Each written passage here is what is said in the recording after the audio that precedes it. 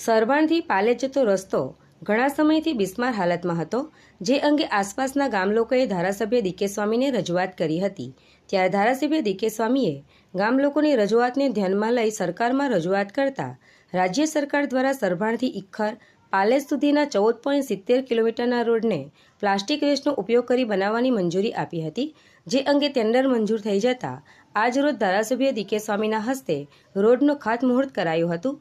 આ પ્રસંગે આમોદ તાલુકા ભાજપ પ્રમુખ દીપક ચૌહાણ, મહામંત્રી હિતેશ પટેલ, આમોદ શહેર ભાજપ પ્રમુખ મિથુન મોદી, આમોદ તાલુકા પંચાયતના ઉપપ્રમુખ વસંત પ્રજાપતિ, ઓછણ ગામના આગેવાન કેતન પટેલ, અશોક પટેલ, વિજય ઠાકોર, તાલુકા ભાજપાના હોદ્દેદારો સહિત મોટી સંખ્યામાં આસપાસના ગામના સરપંચો તથા આગેવાનો અને ભાજપના કાર્યકરો ઉપસ્થિત રહ્યા હતા।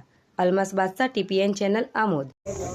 આજ રોજ સરવાણ ઇખ્ખર રોડ નું સરવાણ ખાતે ખાતમુહૂર્ત કરવામાં આવ્યું। ઘણા સમયથી સરકારમાં અમે રજૂઆત કરી।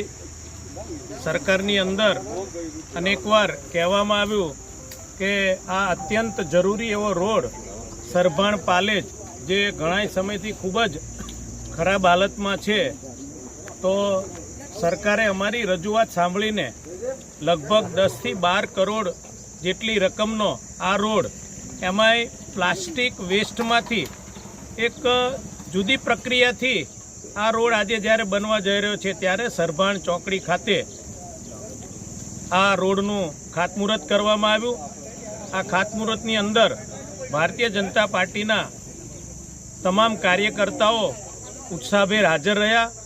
ગામના આગેવાનો, આજુબાજુના ગામના આગેવાનો તેમજ મંડળના પ્રમુખો, પૂર્વ પ્રમુખ, જિલ્લા પંચાયતના સભ્યશ્રીઓ, તાલુકા પંચાયતના સભ્યશ્રીઓ તેમજ ગામના સૌ શ્રેષ્ઠીઓ, ગામના સરપંચો જેવા અનેક કાર્યકર્તાઓ આજે ખાતમુહૂર્તની અંદર હાજર રહી આ સરકાર દ્વારા જે રોડ મંજૂર કરવામાં આવ્યો છે એ પ્રોગ્રામની અંદર હાજર રહ્યા। આજના દિવસે હું માનનીય મુખ્યમંત્રીશ્રીનો હૃદયપૂર્વક ખૂબ ખૂબ આભાર વ્યક્ત કરું છું કે જેઓએ ટૂંક સમયની અંદર અમારી આ રજૂઆતને ધ્યાને લઈ અને આ મંજૂર કરવામાં આવ્યો છે। એ બદલ અમે તમામ જંબુસરના અને આમોદના કાર્યકર્તાઓ, સંગઠનના સૌ કાર્યકર્તાઓ, ચૂંટાયેલી પાંખના સૌ કાર્યકર્તાઓ, સક્રિય સભ્યો અને સરપંચો વતી હું માનનીય મુખ્યમંત્રીશ્રીનું હૃદયપૂર્વક આભાર વ્યક્ત કરું છું।